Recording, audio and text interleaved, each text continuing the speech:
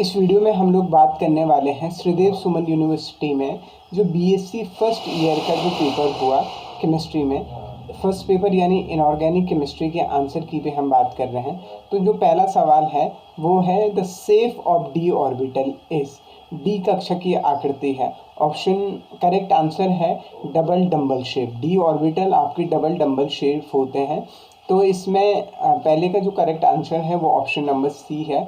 दूसरा सवाल है the force acting between noble gases are, noble gases के बीच में कौन से फोर्स काम करते हैं। तो करेक्ट आंसर है नोबल गैसेस में वंडर वॉल फोर्सेस काम करते हैं। तो करेक्ट ऑप्शन है ऑप्शन नंबर बी। तीसरा सवाल है which of the following explain the shape of orbital, shape of orbital को कौन समझाता है।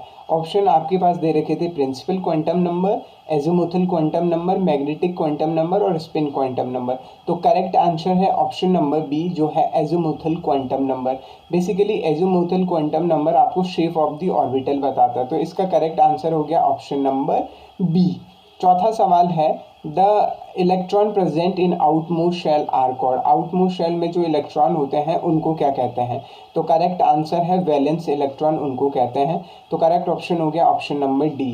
पांचवा सवाल है the atom in a molecule of water adopt what kind of geometry, कि वाटर मॉलिक्यूल में किस तरीके की ज्योमेट्री होती है। तो वाटर में दो बॉन्ड पेयर और दो लोन पेयर होते हैं। तो दो बॉन्ड पेयर दो लोन पेयर के साथ जो शेप हो जाए ज्योमेट्री हो जाएगी वो टेट्राहेड्रल हो जाएगी। तो करेक्ट ऑप्शन है ऑप्शन नंबर बी। छठवां सवाल है the shape of a molecule with 6 bond pair and no lone pair, 6 bond pair है कोई लोन पेयर नहीं है। तो करेक्ट आंसर हो जाएगा इसका हेक्सा ऑक्टाहेड्रल, इसका क्या हो जाएगा करेक्ट आंसर हो जाएगा ऑप्शन नंबर बी।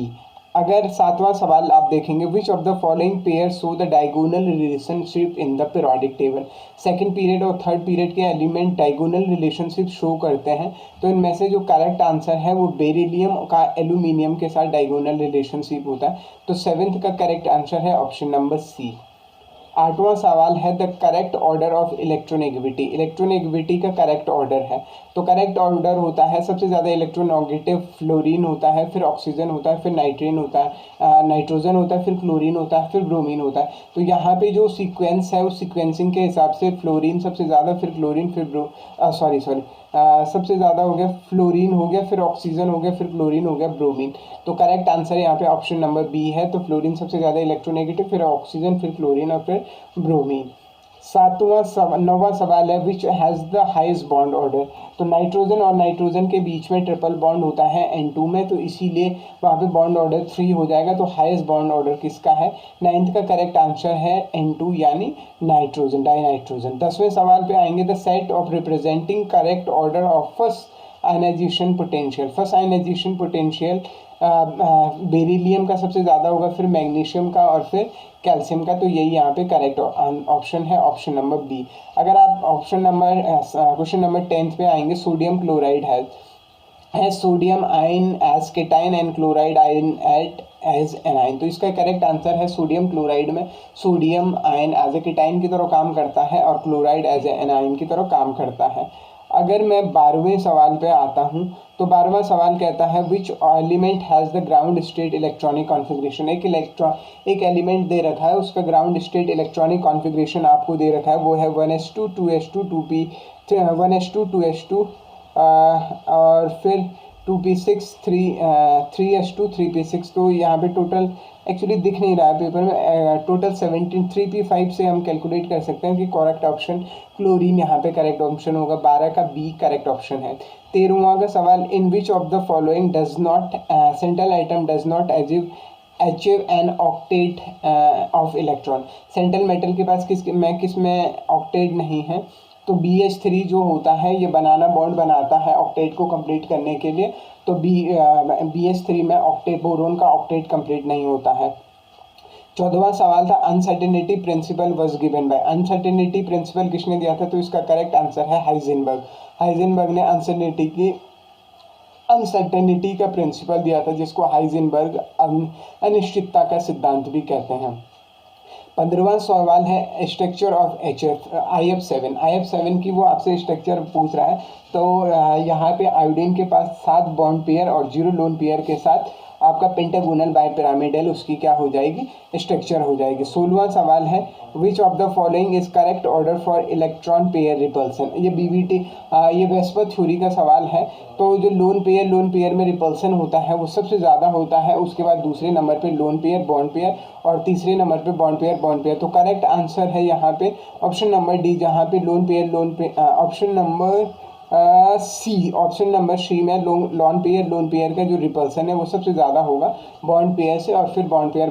तो क्वेश्चन नंबर 16 का सी करेक्ट आंसर है। तो क्वेश्चन नंबर 17 पे अगर मैं पहुंचता हूं तो विच of the following statement about ammonia molecule is not true. Ammonia has process lone pair, ammonia के नाइट्रोजन के पास लोन पेयर होते हैं, सही बात है।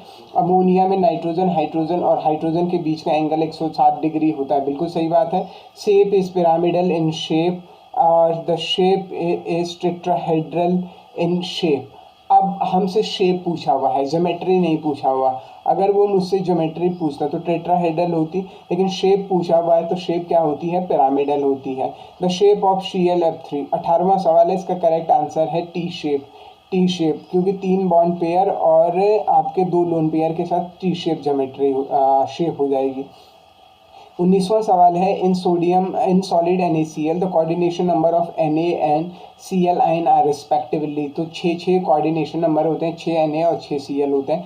तो ऑप्शन नंबर ए करेक्ट है। 20वां सवाल है arrange the following order of decreasing size. तो सबसे बड़ा साइज पहले लगाना है। तो आयोडीन नेगेटिव सबसे बड़ा साइज होगा, फिर ब्रोमीन नेगेटिव, फिर कैल्शियम पॉजिटिव 2 पॉजिटिव, फिर मैग्नीशियम 2 पॉजिटिव। तो ऑप्शन नंबर ए यहाँ पे करेक्ट है। और 21वां सवाल है which of the following is not known as inorganic benzene. Borazine जो होता है उसको हम इनऑर्गेनिक बेंजीन भी कहते हैं, इसका फॉर्मूला होता है B3N3S6 होता है। तो करेक्ट ऑप्शन है ऑप्शन नंबर ए। अगर आप 22वें सवाल पे आते हैं तो boiling point of hydride of group 16 के हाइड्राइड का बॉइलिंग पॉइंट का ऑर्डर आपको लगाना है। तो इसमें से अगर आप देखेंगे तो H2O का बॉइलिंग पॉइंट सबसे ज़्यादा होता है, उसके बाद H2TE का, फिर H2S का, फिर H2SE का। तो correct option number A correct है। 23वां सवाल है which of the following species has the same electronic configuration at aluminium 3 positive. Aluminium 3 positive का जो इलेक्ट्रॉनिक कॉन्फ़िगरेशन होगा वो ऑक्सीजन नेगेटिव के बराबर होगा। दोनों एल्यूमिनियम 3 पॉजिटिव और ऑक्सीजन नेगेटिव, या correct answer option number D है। 24वां सवाल है which of the following describe the major intramolecular forces in iodine diiodine molecule में डिस्पर्शन फोर्सेस, यहाँ पे करेक्ट ऑप्शन है। 25वां सवाल पे आऊँगा मैं, which one of the following element has the valence electron n = 3। तो n = 3 जिसमें 3 शेल है। तो सिलिकॉन में आएंगे तो सिलिकॉन होता है आपका, सिलिकॉन 14 होता है। तो 14 का मतलब 2, 8 और 6, तो n की वैल्यू 3 हो रही है। तो करेक्ट आंसर है आपका सिलिकॉन। हाँ, 26वां सवाल है fluorescence is any molecule compared of entirely of carbon not form in the halosphere. Correct option है स्फीयर।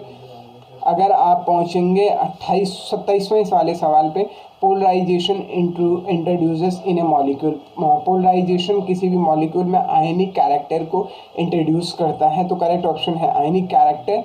28वां सवाल है the conduction of electricity in a metallic bonding is due to presence of delocalized electron। किसी भी इसमें metallic conductor में आपके डेलोक्लाइज electron की वजह से कंडक्टिविटी होती है। तो option number C correct option है। सवाल नंबर है आपके पास 29, the p orbital in a shape p orbital की क्या होती है, डंबल शेप होती है। ऑप्शन नंबर बी करेक्ट है। 30वां सवाल है match the following diatomic species with the bond order with which pair is incorrect bond order लगाना है। तो सही यहाँ पे है, इनकरेक्ट ऑर्डर है CO का बॉन्ड ऑर्डर, जबकि 3 होता है, लेकिन यहाँ पे बॉन्ड ऑर्डर 2.5 दे रखा है, इसीलिए इनकरेक्ट ऑप्शन है। तो ऑप्शन नंबर डी यहाँ पे करेक्ट है। Which of contain hydrogen bond, HF में सबसे बढ़िया हाइड्रोजन बॉन्ड बनेगा। तो ऑप्शन नंबर ई करेक्ट है। 32वां सवाल है which is the most electronegative atom. तो फ्लोरीन आपका सबसे ज़्यादा इलेक्ट्रोनेगेटिव एटम है। तो 32वां का बी आंसर है। अगर आप 33वें सवाल पे चलेंगे, which is trend in ionization, what is the trend of ionization energy. Ionization energy का ट्रेंड पूछा हुआ है। तो आयनाइजेशन एनर्जी आपके अगर आप पीरियड में चलते हैं तो वो इंक्रीज़ होती है और डाउन द ग्रुप क्या होती है, डिक्रीज़ होती है। तो option number B correct option है। अगर आप 34वें सवाल पे चलेंगे, no two electron in atom can have the same set of N L M N M S quantum number. किसी भी दो इलेक्ट्रॉनों के लिए चारों क्वांटम नंबर की वैल्यू समान नहीं हो सकती है। ये किसने कहा था? ये पाउली एक्सक्लूजन सिद्धांत था, या पाउली का अपवर्जन का सिद्धांत था। अगर आप 35वें सवाल पे आते हैं, Bohr's model is based upon. Bohr's model किस पे बेस है? आपका क्लासिकल थ्योरी पे भी है और प्लैंक क्वांटम थ्योरी है। तो करेक्ट ऑप्शन है बोथ बी एंड सी। 36वां सवाल है, poly exclusion principle state to electron in a same orbital have opposite spin. किसी भी दो इलेक्ट्रॉन एक ही ऑर्बिट में अपोजिट स्पिन होगी। तो ऑप्शन नंबर सी करेक्ट है। 37वें सवाल पे आते हैं, कॉन्सेप्ट और matter was suggested by. Day Broglie ने सबसे पहले बताया था कि आपका मैटर के बारे में बताया था। अगर अब मैं 38वें सवाल पे चलता हूँ, तो यहाँ पे है, the total probability of finding particle in A space must be unity. Total probability तो हमेशा एक ही हो सकती है, total probability unity. How many radial note for the 4s orbital. 4s orbital के लिए कितने रेडियल नोट होंगे? तो n की वैल्यू 4 है, तो रेडियल नोट n-1 है, तो 3 रेडियल नोट होंगे यहाँ पे।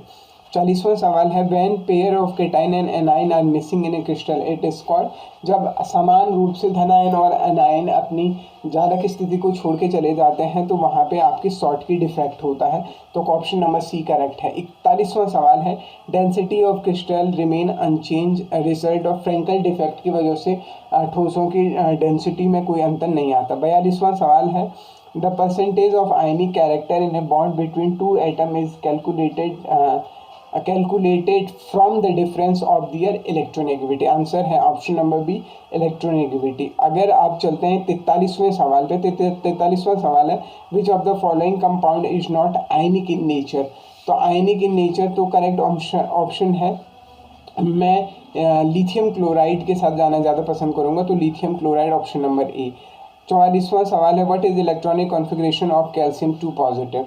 कैल्शियम होता है आपका एटॉमिक नंबर 20 और 2 इलेक्ट्रॉन गए तो 18, तो 288 करेक्ट ऑप्शन हो गया है। 45वां सवाल, rule that to determine extent of polarisation of anion by cation is given by Fajans. Fajan polarisation के लिए फजान्स का नियम लागू होता है। तो 45वां का डी करेक्ट आंसर है। 46वां सवाल है, choose the solid with the highest lattice energy. Lattice energy down the group घटती है, तो इसीलिए बेरिलियम हाइड्रोक्साइड की लैटिस एनर्जी सबसे ज़्यादा होगी। Option number A correct answer है।